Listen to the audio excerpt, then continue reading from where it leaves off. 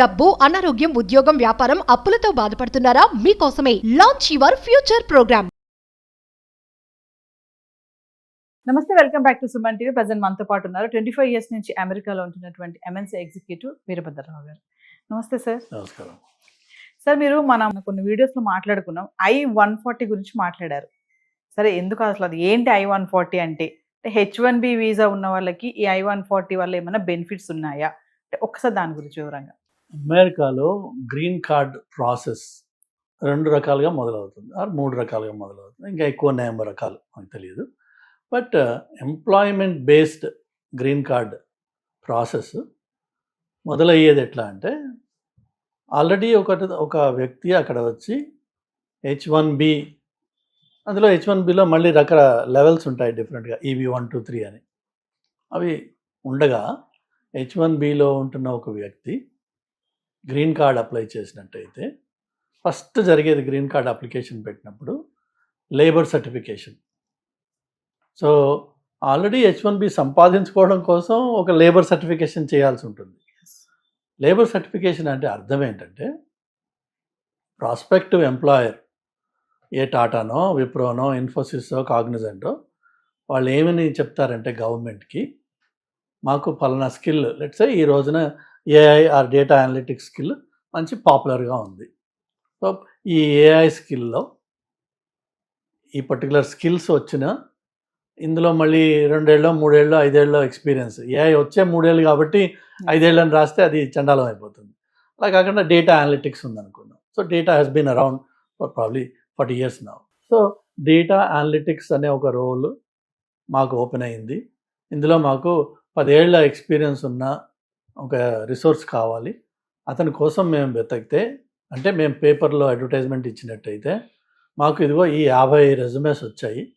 మేము వాళ్ళతో మాట్లాడాము, అందులోంచి మాకు ఎవరు పనికి వచ్చేవాడు దొరకలేదు. కాబట్టి మేము ఒక ఓవర్సీస్ రిసోర్స్ని తీసుకురాదలుచుకున్నాం, ఫారెన్ వర్కర్ అని చెప్పి వాళ్ళు డిపార్ట్మెంట్ ఆఫ్ లేబర్కి పర్మిషన్ కోసం అప్లై చేసుకోవాలి.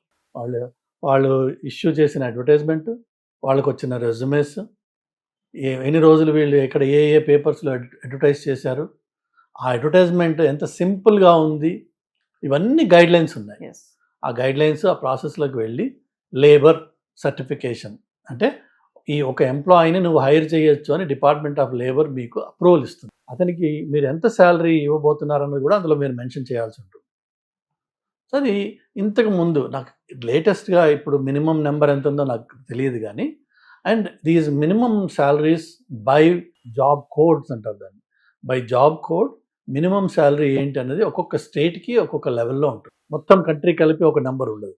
ఎందుకంటే కాస్ట్ ఆఫ్ లివింగ్ని అడ్జస్ట్ చేస్తూ, కోలా అంటారు అది, అడ్జస్ట్మెంట్స్ చేస్తూ, న్యూయార్క్లో మీరు ఒక రిసోర్స్ని హైర్ చేద్దామంటే ఇచ్చే డబ్బులు వర్సెస్ అట్లాంటా పక్కన కొలంబస్ అని జార్జియా అని ఒకటి ఉంది, చిన్న ఊరు, అక్కడిచ్చే డబ్బులు, రెండిటికి చాలా తేడా ఉంటుంది.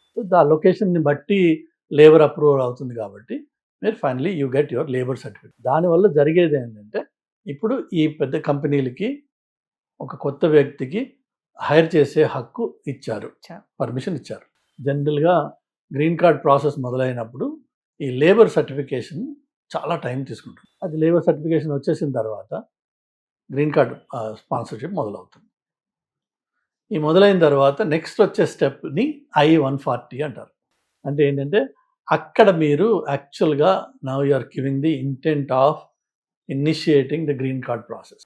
ఎందుకంటే ఈ ఇనిషియల్గా labour certification is only hiring process, but I-140 is the one that initiates. మీకు ప్రయారిటీ డేట్ అనేది మొదలయ్యేది మీ I-140 డేట్. సో I-140 అనేది గ్రీన్ కార్డ్ సంపాదించుకోవడానికి ఒక స్టెప్. దాని తర్వాత మీ అప్లికేషన్ డేట్ కరెంట్ అయ్యింది అని చెప్పి ఒకటి అంటారు వాళ్ళు.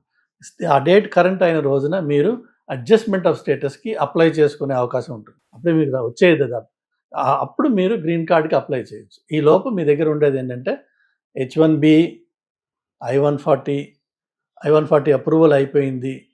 అప్రూవల్ అయిపోయిన తర్వాత 1 year వరకు మీరు అదే ఎంప్లాయర్ దగ్గర ఉన్నట్టయితే మీకు వచ్చే ఎలిజిబిలిటీ ఏంటంటే, సబ్సీక్వెంట్గా మీ I-140 అప్లికేషన్ డేట్ కరెంట్ అయ్యేంత వరకు నేను నా ఎగ్జాంపుల్ చెప్పినట్టయితే నా I-140 2006లో అప్లై చేశాను నేను, కానీ అది కరెంట్ అవ్వడానికి 2016 వరకు నడిచింది, ప్రాబబ్లీ 2018 వరకు అది కరెంట్ కాల. సో ఆ 12 ఏళ్ల పాటు ఒక H-1B రిసోర్స్ I-140 అప్రూవ్ అయిపోయింది కాబట్టి మీరు ఎవ్రీ 2 ఇయర్స్, అప్పట్లో ఎవ్రీ 2 ఇయర్స్ H-1B రెన్యువల్కి అప్లై చేసుకుంటూ ఉండాలి. ఆటోమేటిక్గా ఆ ఎక్స్టెన్షన్ వచ్చేస్తుంది. లేకపోతే I-140 అప్రూవ్ అయిన తర్వాత మనకి ఎంప్లాయ్మెంట్ ఆథరైజేషన్ డాక్యుమెంట్ EAD అంటారు, EAD అప్లై చేసుకునే ఒక అవకాశం ఉంటుంది. అది ఎప్పుడంటే మీరు మీ డేట్ కరెంట్ అయ్యి అడ్జస్ట్మెంట్ ఆఫ్ స్టేటస్ అప్లై చేశారు. అడ్జస్ట్మెంట్ ఆఫ్ స్టేటస్ అప్లై చేసేటప్పుడే ఒకటేమో EAD అని, ఇంకోటేమో అడ్వాన్స్ పెరోల్ అంటారు, అంటే I-130 దాని పేరు. ఇవి I-130 ఉన్నట్టయితే ఇండియాకి ట్రావెల్ వెళ్ళి పోయి రావడానికి ఈజీ అయిపోతుంది. I-140 ఉన్నట్టయితే EAD, I-140 కరెంట్ అయినప్పుడు అడ్జస్ట్మెంట్ ఆఫ్ స్టేటస్ అప్లై చేసుకున్నప్పుడు EAD ఎంప్లాయ్మెంట్ ఆథరైజేషన్ డాక్యుమెంట్ అది కూడా చేతిలో పడినట్టయితే H-1B రెన్యువల్స్ ఉండవు. ఇంకా EAD మీద మీరు పనిచేస్తారు. ఆ EADని కూడా మళ్ళీ ఎవ్రీ 2 ఇయర్స్ రెన్యువల్ చేసుకుంటూ ఉండాలి. దానికి ఏదో 1000-1500 చాలా పెరిగింది బాగా, మొదట్లో 300 ఉండేది, మెల్లిమెల్లిగా పెరుగుకుంటూ 1000 వచ్చింది. బట్ ఇవన్నీ ఏంటంటే గ్రీన్ కార్డ్ ప్రాసెస్లో స్టెప్స్ అన్నమాట. అయితే రీసెంట్గా జరిగి జనాల్లో కన్ఫ్యూజన్ ఉన్నది ఏంటంటే, ప్రెసిడెంట్ ట్రంప్ ఏమన్నాడంటే మినిమం శాలరీ H-1Bకి $140,000 ఇవ్వాలి అని చెప్పాడు. అంటే ఇంతకుముందు 65,000 మినిమం శాలరీ ఉన్నది, దాన్ని పైకి లేపి 140,000 ఇవ్వాలి అన్నాడు. ఇవ్వాలి అనగానే ఇండియన్స్కి ఏదో శుభవార్త అని చెప్పి చాలామంది ఆన్లైన్లో వీడియోలు పెట్టారు. అది చాలా తప్పు మాట. ఎందుకంటే ఏదో గవర్నమెంట్ ఉద్యోగాలు కాదు మన వాళ్ళు చేసేవి, ఏ ప్రైవేట్ కంపెనీలో హైర్ చేస్తున్నాయి. సో ప్రెసిడెంట్ ట్రంప్ 140,000 ఇమ్మనగానే వీళ్ళందరూ 140, ఆయనేమి 140,000 ఇవ్వట్లేదు ఎవరికి. ఇదేదో గవర్నమెంట్ పే స్కేల్స్ అడ్జస్ట్మెంట్ చేసినట్టు కాదు. చెప్పేది ఏంటంటే నువ్వు నెక్స్ట్ అప్లికేషన్ ఎవరికైతే పెట్టబోతున్నావో, ఇంతకుముందు 65కి హైర్ చేసుకుని తీసుకొచ్చావుగా, నీకు 65కే మేము నీకు పర్మిషన్ ఇచ్చాం డిపార్ట్మెంట్ ఆఫ్ లేబర్ సర్టిఫికేషన్లో. ఇక ముందు నువ్వు ఎవరైనా హైర్ చేస్తానంటే వాడికి నువ్వు 140,000 ఇవ్వాలి. అంటే దాదాపు 2.5 రెట్లు ఇచ్చి నువ్వు హైర్ చేయాలి. దాని అర్థం ఏంటంటే హైర్ చేయొద్దురా బాబు అని చెప్పాడు. సో అదొక indirect way of discouraging people from bringing foreign labour.